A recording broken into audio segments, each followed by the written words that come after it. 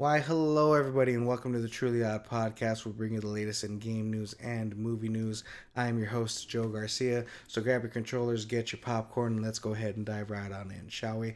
I am a bit sick today, so you might be hearing coughing clear my throat, and I apologize for that, but let's go ahead and take a look here. Our first topic of the day is BioShock sequel has reportedly been delayed again till early 2027. It was initially supposed to be released in late 2026, but due to all the layoffs, about 80 staff members plus, the game has been pushed back to late or to early 2027. But that being the case, who knows? You know how games are; they kind of might push it again till late or early 2028 or even late 2027. We'll have to wait and see what happens there. But they want it to be early 2027. Rod Ferguson, known for rescuing troubled projects, has taken over the franchise for Kelly Gilmore to basically steer the ship in the proper direction. Um, Despite setbacks, 2K Games has said that the game's functions and total the gameplay aspect of the development so far is steady and good. They just need to work on getting to the core BioShock themes of the story and things of that sort.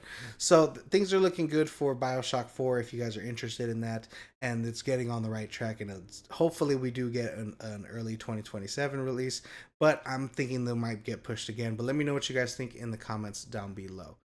Moving over to our next game news topic of the day, it looks like Stalker 2 Hearts of Chernobyl finally has a release date for when it's going to be coming out on the PS5, and that will be on November 20th, 2025. Of course, getting the benefits for being on PS5 with some DualSense features, haptic feedback. For the PS5 Pro, they're going to get, of course, better visuals, ray tracing, fog improvements, and things of that sort. So that's great for that team over there working on Stalker 2 on the PS5. I think this is cool. You know, I do have a problem with Xbox exclusives coming to the PlayStation, but overall, it is exciting to actually check these games out, especially if you haven't been an Xbox owner and you never got a chance to play these games. Let me know what you guys think in the comments down below. Moving over to our next game news topic of the day, it looks like the long-awaited Hollow Knight's Silksong has a set release date. Let's go ahead and take a look here. Team Cherry has officially announced the Silksong will release on Thursday, September 4th, 2025, across all major platforms. The new trailer that just dropped, which you guys can probably take a look at if you follow the click on the link down below in this article. Excuse me, guys, I'm gonna cough first.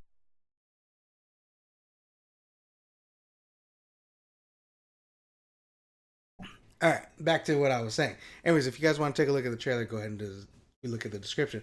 The new trailer showcases protagonist Hornet navigating a vast handcrafted world with over 200 enemies and 40 plus bosses, promising a challenge that rivals and exceeds the original Hollow Knights. We'll have to see about that. Silksong will be available day one on Xbox Game Pass Ultimate. So if you have Xbox Game Pass, go ahead and look forward to checking the game out then. But let me know what you guys think. Are you finally happy after, I think, 6 years of development?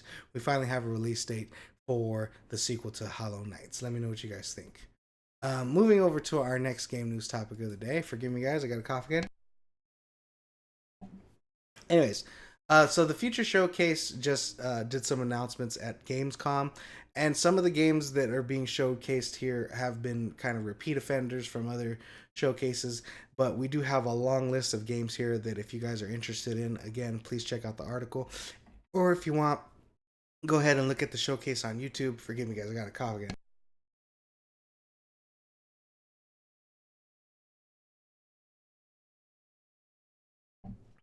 Again, apologies. Anyways, so yeah, there are some interesting games here. A lot of different games that they've announced at this. So I highly recommend, because my dyslexic ass can't really read all that well.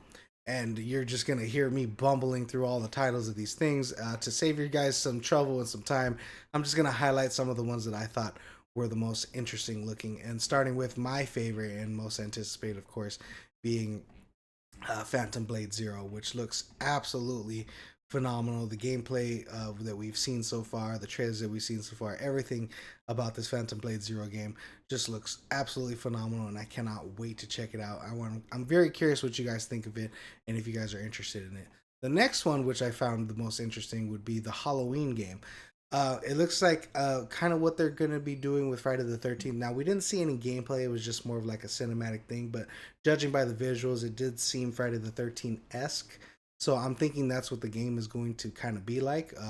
Similar in vein, of course, different in its own way. But I think it's going to be awesome. And one of the key things that it said at the end of the trailer is as a single player and multiplayer experience. So I'm very curious what the single player aspect of this is going to be, whether you're going to be Michael or a survivor or a mix of both. It's going to be very interesting what they have going on for this game. The other game that is interesting is Pragmatic, Pragmatic, Pragmata, Pragmata. Jesus, this one. Anyways, this game looks pretty interesting. The visuals look phenomenal. The graphics look really great. You know, having the little girl on your back kind of helping you through your battles where she uses tech and hacking and puzzles and stuff like that. So it looks very interesting, and I do look forward to checking this game out if we get the opportunity, if I get the opportunity to play it. Of course, also Little Nightmares. What can I say? It's creepy. It's scary.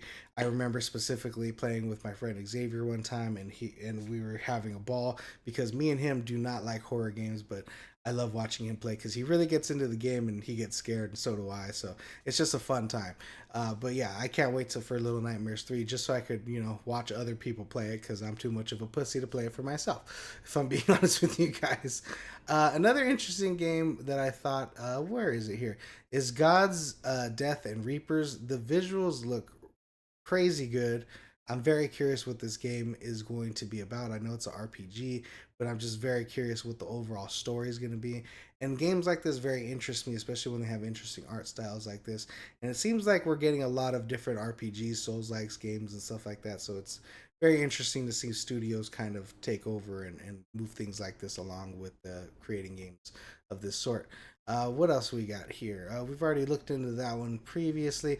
This one looks really weird. Pizza Bandit looks like a very interesting game. Very interesting trailer, and especially because it's a third-person shooter. So yeah, this one just looks pretty cool and pretty fun. I love silliness and I love crazy crazy themes for games. It's a lot of fun, and this one looks like a pretty awesome crazy theme. But let me know what you guys thought of that one if you've had a chance to take a look at it. There are many other games here, guys. There's so many games that have been listed, so many games that are coming out. But I'm very curious what you guys are looking forward to and what stood out the most for you. Of course, Resident Evil Requiem, which we've seen the trailer for, and now we've seen some gameplay released. This looks awesome. I've been playing the Resident Evil games as of late, so this looks very exciting and very fun, and I'm excited to see where the franchise goes here. Now, they did kind of say there was rumors in the past that we've talked about how it was going to be kind of like the Last of Us gameplay style. I don't necessarily agree with that so far because from what we've seen, it could be first or third person, and the third person aspects that I have seen seem typical Resident Evil 4 esque, not necessarily The Last of Us. But we'll have to see as the game, as we see more gameplay, and as the game comes closer to release on in February of 2026. But let me know what you guys think of all these games in the comments down below. Was there one that I did not mention today that you guys are interested in and I should take a look at? I'd be very curious as what you guys have to say and what games you guys are looking forward to. But let's go ahead and move on to our next game news topic of the day. And this topic is about Call of Duty Black Ops 7 trailer, maybe sending players to the Battlefield 6. It looks like there was some backlash when the Black Ops 7 trailer was released. Um, let's see here. Let me read this for you guys. The Gamescom reveal of Black Ops 7 drew heavy criticism with nearly 100,000 dislikes and widespread fan comments favoring Battlefield 6 instead. Now, I want you to remember the dislikes and stuff on YouTube aren't always very accurate to what is they actually are. So keep that in with a grain of salt about take it with a grain of salt. The 100,000 dislikes, but I am very curious. There was a comment with about 40,000 likes, and it simply said the following: this actually made me pre-order Battlefield 6. And I think that's a funny comment. People are hilarious. Now, I'm not sure if it's just people trolling or if this is people genuinely disliking what they're seeing in the trailer. Let's see. Fans have let's see. Fans are frustrated with Black Ops 7 futuristic tone and continued use of unrealistic cosmetics. They're looking to return to the grounded military style gameplay of the originals. Battlefield 6 is gaining momentum with the open beta breaking franchise records and surpassing Call of Duty's all-time Steam peaks, signaling a potential shift in player loyalty. Now, even for myself, when I saw this trailer, I wasn't liking what I was seeing like the dream sequences and the weirdness and the robots and the crazy cosmetics at the end of the trailer. I wasn't sure if I was seeing campaign gameplay or multiplayer gameplay. It was just very weird trailer overall, very unrealistic and more fantasy based storytelling going on with the Black Ops game with this Black Ops trailer. But who knows? You know, it might turn out to be a good campaign and stuff like that. I'll have to wait and see. I don't. I judge games from what I see, of course, but I don't judge it overall until I play it myself and review it because who knows. But overall, I'm not a fan of what I've seen so far, and I'm probably not going to be end up purchasing this game. I usually end up purchasing Call of Duty just to play some zombies because I sometimes just like being brain dead and shooting shit. But if I have Battlefield 6, I probably won't be getting it. But let me know what you guys think. Are you more looking forward to Battlefield 6, Black Ops 7? Did this trailer make you want to buy Battlefield 6 or play it more frequently than Black Ops 7? I'm very curious to know what you guys think in the comments down below. Let me know. But moving on from our game news topic of the day, we're going to go ahead and move on to our movie news topics. And our first topic is kind of a bit upsetting. It looks like a man was allegedly attacked at an AMC theater when he was watching Weapons because people were being disruptive and he asked them to be quiet. Now, I want you to take this whole thing with a grain of salt because for some reason, every time I've looked up this article or looked up this story, all I get is allegedly, and a man says he was attacked. I guess they don't have proof yet. I don't know why there weren't cameras and this isn't on film, but reportedly this is all just word of mouth from this gentleman. I guess we'll have to wait and see when we get further details. But this is the man that was attacked. As you can see here, this image, he has a black eye. And I guess here's the overall gist of the story is he was watching a movie with a friend. There was teenagers being disruptive. He asked them to be quiet multiple times. They did not. So he went to the management and to the ushers to tell them that there's people being disruptive. AMC supposedly did nothing about this. He went back into the theater, and I think the teenagers knew that he kind of went to management. So when the movie ended and they were out in the hall, they ended up beating him. And that's allegedly what happened. Now, no details as to who the gentlemen were that attacked him. And as far as my research is concerned, there's no proof that this actually happened. He could have punched himself in the face in the bathroom for all we know. But let's go based off this being true. I think it's really sad that we're at a time where we can't even enjoy movies and going out no more. It's already hard enough getting people to the theater with popcorn being so damn high, ticket prices being so damn high, and even though going to the theater is probably one of the most affordable things you could do when you go out, having to deal with stupid people interrupting a movie is not beneficial. Now, mind you, I've been to the movie theaters thousands and thousands of times, and I rarely have issues. There's been maybe a couple times where I asked people to be quiet. There was a time where someone threw up and it rolled down and got on the bottom of my shoe. Hills have eyes. He was eating pizza. It was a whole thing. But anyways, so not many things like this happen, and as many theaters as there are in the world, it's rare that something happens in these theaters. But that being said, it's sad that we live in a time where a theater doesn't really take action and do something about someone being attacked in their theater. You know, the minute he went to management and let people know that there were people disrupting the movie, they should have went in there because that's their bread and butter. If someone's theatrical experience is being disrupted and not beneficial, then why would they come back to your theater? You need to make sure that that's the first thing you handle. Now, I know maybe one of the managers didn't want to deal with it and be attacked themselves. I totally understand that, but that's why security needs to get involved. That's why you need to let them know, hey, if you guys don't leave the theater, we're going to call police and do whatever you need to do to get them out of there. Maybe refund their tickets. Hey, if you leave now, we'll refund your tickets, whatever. Just get them out of there. Or, or stop the movie altogether until they leave. There's so many things you can do to benefit other people's movie theater experience. But this is just a sad story overall, and I highly recommend if you guys have a situation like this and you have to go talk to management, don't leave the front until they go and get rid of those people. Otherwise, something like this might happen to you. So please stay safe out there, guys. And if you're a fucking asshole who talks in the movie theater and interrupts people's experiences, go fuck yourself. Anyways, moving on to our next movie news topic of the day. And this is about, excuse me, guys, I might have a drink real quick.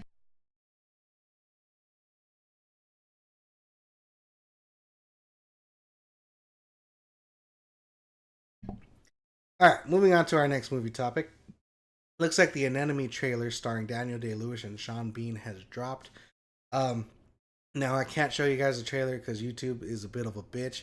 But if you guys want, the article will be listed down below, and the trailer is linked into the article if you guys want to check it out for yourself. But I'm sure you can go ahead and Google Anemone and it'll pop up for you anywhere you guys look. Anyways, Danny Day Lewis ends his 8-year retirement to star in Anemone, a father and son indie drama co-written by and directed by his son, uh, Ron Ronan Day Lewis. The film follows Sean Bean reconnecting with his estranged brother Day Lewis in the woods of northern England, exploring themes of familiar traumas and redemption with moody, expressive cinematography. Anemone will debut at the New York Film Festival on September 26th through October 13th, making Day Lewis's first screen appearance since Phantom Threads in 2017. Oh, excuse me, guys. I think I kicked my camera on accident. Let me adjust that here. I think I'm good here. 1 second. Okay. Yes. But yes, if you haven't had a chance to take a look at the trailer, it looks very interesting. Of course, you cannot complain about the performance from Daniel Day Lewis, even in the trailer. He looks like he's putting his all and phenomenal work into this. And I think Sean Bean is actually a good opposite of him. I feel Sean Bean's a very underrated actor and very underutilized in a lot of the things he's in. Probably because he dies a lot in everything he's in. But I think he's a phenomenal actor, and I thought this trailer was very good, and I'm looking forward to seeing what it is about. There were some interesting visual elements in the trailer. I wasn't sure maybe they were dream sequences or if this is more of a fantasy type element. We're gonna have to wait to see when the movie comes out, but it does look very interesting and very dramatic. Now, as a first trailer, I really don't know what the movie's about yet. I just know that there's Sean Bean and talking to his brother and shit incurs. Someone was at war. Someone wants details. Not really sure. So hopefully the next trailer gives us more of what the story is. But this I feel was a great first introduction to the return of Daniel Day Lewis in this movie, An Enemy. But moving on to our next. Oh yeah, let me know what you guys thought about it. Anyways, moving on to our next movie news topics of the day. It looks like Zack Snyder is working on one of his passion projects, the photography, a drama that he has been developing since mid 2000s. Let's go ahead and take a look here. Snyder begins filming the last photographer this month, the war drama he's been developing since the mid 2000s, starring Rebel Moon's alum Stuart Martin and Far Free. Forgive me if I'm pronouncing their names incorrectly. The indie film will shoot in Columbus, Iceland, and Los Angeles with support from international productions partners and a score by Hans Zimmer, Stephen Dora, and Maury Yamin. I'm pronouncing his name very fucking wrong, but if you're curious who those guys are, they're in this article right here. Here's the plot. The plot follows an ex-DEA agent and a washed-up war photographer on a surreal journey to rescue kidnapped children, exploring trauma, memory, and the blurred lines between reality and belief. So very interesting what they got going on here. I'm curious to see what a passion project from a visual storyteller like Zack Snyder is going to look at. Now, he's not the best storyteller. Rebel Moons weren't very good. I haven't seen the director's cuts yet, so maybe I'll have to take a look at those ones. But from the two Rebel Moons I saw, I'm not a big fan. Even his Army of the Dead movie, not so good. But overall, we have 300. I think Sucker Punch is visually stunning as a movie, even though I don't think it's a great movie overall. And just visually, how he showcases a story, I'd be very interested to see how this turns out, especially when he's developing it for so long. But after this movie, I really would love to see him return to directing other people's scripts. I think him directing his own hasn't benefited him so far in his career. But I'm very curious how this is going to turn out, and it does seem interesting. And I'm always looking forward to seeing what the new Zack Snyder project will be. But let me know what you guys think of this project. Are you interested in checking it out? Let me know in the comments down below. Moving over to our next movie news topic of the day. It looks like Starship Troopers 3 has started filming. Let's go ahead and take a look here. Broken Lizard has started filming Starship Troopers 3 with Jay, forgive me, I'm gonna butcher his last name, Chandarzakora, directing and reprising his role alongside fellow trooper member Kevin Allmore, Stephen Lemming, Paul Sorto, and Eric Stalhauer. So the whole crew's back together. The film continues Broken Lizard's long-standing collaboration with Searchlight Pictures, aiming to revive theatrical comedy with their signature absurd humor and emphasis on charisma. So this is awesome. I'm a big Starship Trooper, or not Starship Troopers, sorry, Super Troopers fan. Sorry, I'm a big Super Troopers fan, and I think their movies are hilarious. And I'm very much looking forward to seeing this crew get back together and do a great comedy again.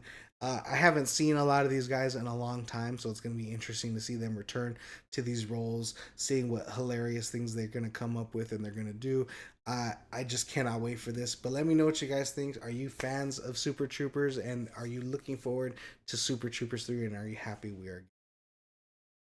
Moving on to our last movie news topic of the day.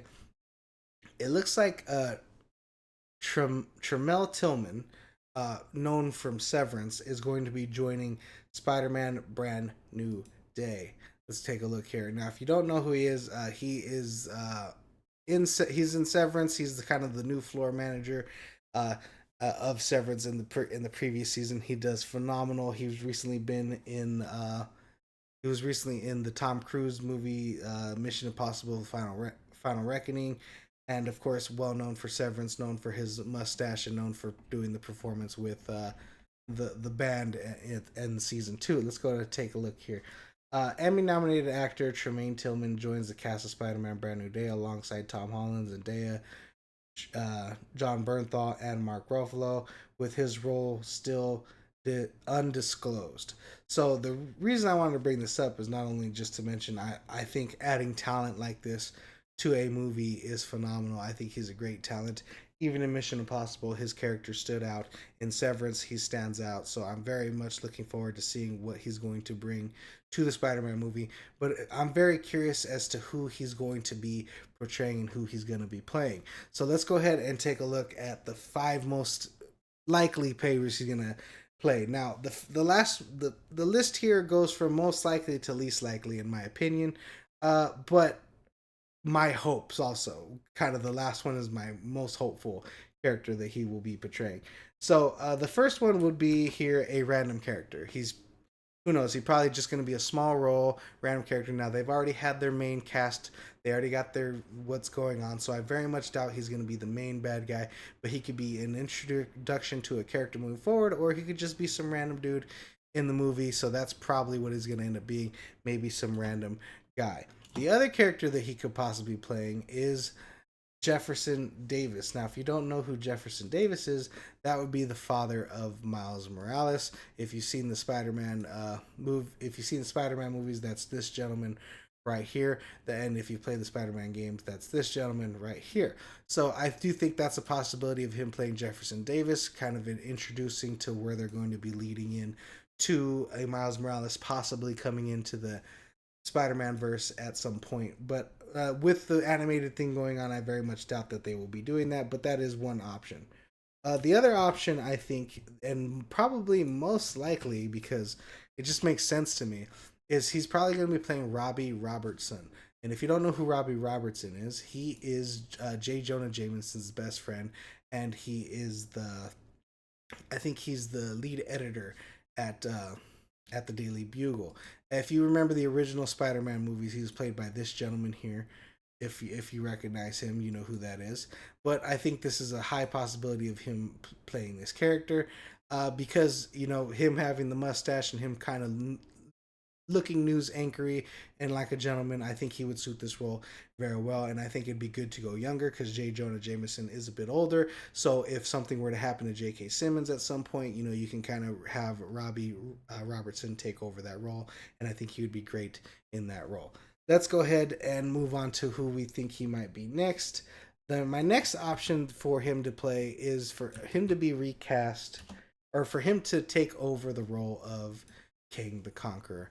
I think he would do great as King the Conqueror. Now, with all the drama going on with the previous actor in the role, I think it'd be good to see a recasting, and I think he's a phenomenal actor, and he could really take over the role and really shine. So that's just a hopeful thought. This is probably the least likely option in my opinion, uh, but I would love to see this happen if it were to happen at all. And moving on to our last option and my most hopeful option, I hope that he's going to be taking over the role of Norman Osborn. Now, I know we just seen him in the last Spider-Man movie, played by uh, uh, Willem Dafoe, or as I call him, Willem Defriend. God, that's so bad.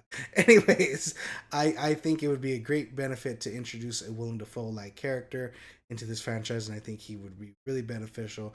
And knowing what Harry, or not knowing what not Harry, what knowing what Peter has been through, with understanding who Norman Osborn is, maybe he's doing a startup tech and he's starting his career and he's becoming Norman Osborn, and he gets to meet his friend Harry Osborn, which I think would be awesome. So, but let me know what you guys think in the comments down below. Who do you think Tramell